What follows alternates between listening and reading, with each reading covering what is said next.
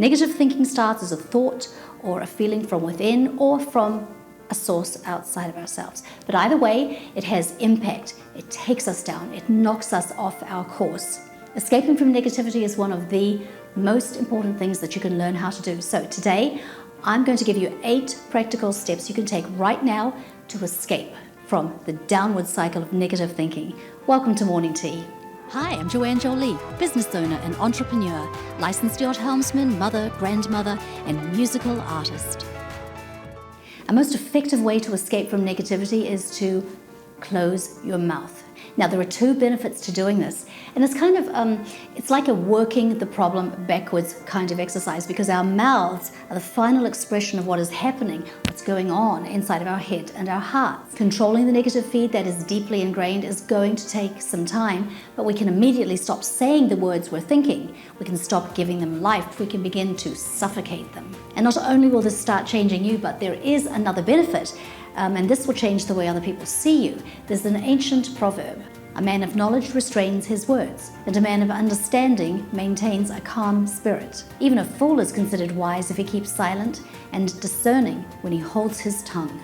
So whatever your IQ or your mental condition right now, you can appear to have it all together if you simply keep quiet and stop allowing that negative stream in your head to emerge. The next thing you can do to stop negative thinking is to take an opposing action. One of my clients was having a tough time with unreasonable negative thoughts about her husband. Her solution when these thoughts came upon her was to counter it with a loving action, doing something for him that he would like. She would make him his favorite dish or dessert, and this rewarded doubly because he felt cared for and his affection for her grew. The activity helped her to release and expend all that negative energy by physically doing something with her hands. This made her feel better mentally because good deeds work that way. They stir up love in you, which works powerfully against negativity. The next thing you should do is a whole health checkup to make sure your life is in good balance. Just like when you take your car in to check the fluid levels and the tire pressure and the alignment and all the things that are going to keep the vehicle running at peak performance. Are you eating well? Are you getting enough sleep? Do you have a solid morning ritual in place that helps you to set your mind properly for whatever the day is going to bring? Are you growing in your faith? Are you expressing yourself creatively? If even one of these areas is suffering, it opens you up to feeling bad, and old negative thought patterns can slip back in. If you are feeling out of alignment, so to speak, in your life, I have an online course designed just for you to help you get right back on track and forging ahead again in your life. See the link below in the comment section. So I had to learn to manage this when I had my first baby when I was 19. The worry of the day was sudden infant death syndrome, which is commonly known as crib death. This is where you put your seemingly healthy baby to sleep and the baby dies in its sleep and no cause can be found. And I was utterly consumed with worry. I read up on the expert opinions, and one said baby should always sleep on her tummy. And then another expert said baby should always sleep on her back. So I put baby on her side, and whenever she slept. The scientific data was leaning towards honey as being a possible cause of SIDS. My mother just scoffed at this, and she said she put honey on my dummy every single day and I survived. But we were 20 odd years down the road now, science had advanced, so I decided no honey for my baby. And I would check her constantly throughout the night and the day when she was taking naps, just to make sure that she was alive and breathing. Babies can breathe so lightly that you wonder if they're even breathing at all. So I had a small mirror and I put it in front of her mouth to make sure condensation formed and I knew that she was alive. I was losing sleep and I realized I had to get a grip. So here's what I did, and this is the next step you can take also. Confront the negativity. I told myself the truth. I have no power over this. I can't stop SIDS. Who do I think I am? I mean, not 1 second of my worrying has any influence over whether she dies from SIDS or not. There's nothing more I can possibly do. If she dies, at least I won't have any guilt because I was being the best mother I possibly could with the knowledge I had. So I acknowledged the fear and that worrying is not only a waste of my energy, but also harmful to me. And if I was to continue in this behavior pattern, then the poor child would grow up with a wreck for a mother. The next thing I did was to give myself a small allowance as I worked to extinguish this behavior. I allowed myself 1 or 2 checks on baby in the night. That's all. So when the terror came on me, when I thought she was dead, I practiced. I rehearsed, and here's the mental process I went through. Well, if she's dead now, she's still going to be dead in the morning. I will need my sleep for all the funeral arrangements, but the chances are very, very good that she's alive. And that's enough. Stop. Stop now is so important. Those words are critical. You are giving yourself a command. You have to say it out loud. Stop now. And then I would pray, God, please protect my baby, help me to trust you, give me peace to stop worrying and go back to sleep. And repeat this process as often as necessary. And don't neglect playing your musical instrument. This is a powerful tool for managing negativity. You cannot have a negative thought stream while you're experiencing the joy of playing music.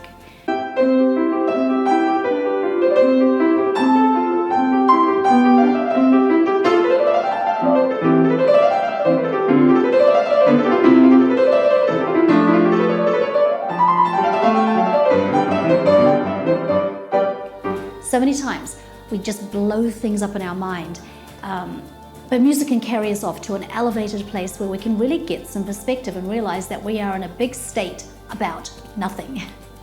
And we can enjoy the beauty of this magical art form, along with all of the daily benefits of playing music, which include things like reducing your anxiety and stress levels, lowering your blood pressure, managing chronic pain, as well as improving your sleep quality and your mood and your mental alertness and your immune system. It just goes on and on and on. So fight negativity with the power of daily music making. Another very helpful step you can take to get away from negativity is to get yourself going physiologically. Now, this is another sort of working backwards exercise, because when you're down mentally, your body reacts. Remember, we are what we think. Our thoughts express themselves in our bodies. So then we don't move much. We kind of slouch, we flop on the couch, and our system gets depressed. You will pick yourself up, shake it off, move your arms around and talk faster. You can get your energy into an upwards motion. You know how funeral music is typically slower and it's in dark minor keys, whereas dance music is faster and mostly in major keys. So pick up the tempo in your life to a dance beat. Play some upbeat music in your house with a very positive message in the lyric to get yourself moving away from the negativity. Next, get to the core and the root of the problem. It may be that you have an ingrained learned response due to how you were brought up. In the case of my firstborn, I was terrified of losing this precious, wonderful daughter. I feared having to suffer through the pain of the loss. In the case of my client, her research proved that her husband was not guilty of anything she thought he was doing, and the negativity was a result of people in her past who had hurt her. So she was able to realize that her husband was not any of those people. And the negativity problem could be a spiritual weakness rooted in greed or covetousness, anger, resentment, jealousy. You know, these things are part of our nature. And all of our lives, they just wait eagerly for an opportunity to raise their ugly voices. You can observe this openly expressed in small children. And here's an example. A second baby is brought home to the family from the hospital. The toddler is moved from position number 1, where all of the attention had been lavished upon him, to number 2. Spotlight is now on the new one, and this often causes upset, rage and jealousy, and the natural reaction by little children is to lash out. They bite, they punch, they damage something, cry and scream, you know, whatever they can do to release and express this powerful and awful feeling they're experiencing. But we grow up, we mature, and we learn how to deal better with these situations that make us feel fearful and insecure, but they can be triggers for the negativity. And take control. Remember that our mind is a door to our soul. We can open it to whatever we like, so take full responsibility for your thoughts. You have a choice. You have control on what you're listening to, what you're reading. Thoughts are like familiar pathways. They take us on a road to somewhere, farther and farther in a direction for our betterment or for our harm, and a place that may be a lot of work to come back from. The mind can be renewed, old patterns can be overwritten with better and good things. Our power lies with not allowing the negative thoughts to enter and take a position of power. And also being able to discern what is worthy of any consideration at all and what has to be instantly rejected. Thank you so much for being here. Every week we deliver new content designed to inspire you on your personal and professional journey. So subscribe now to this channel, go over to joannejolie.com, sign up to be on my official mail list. I look forward to seeing you next time. Bye-bye.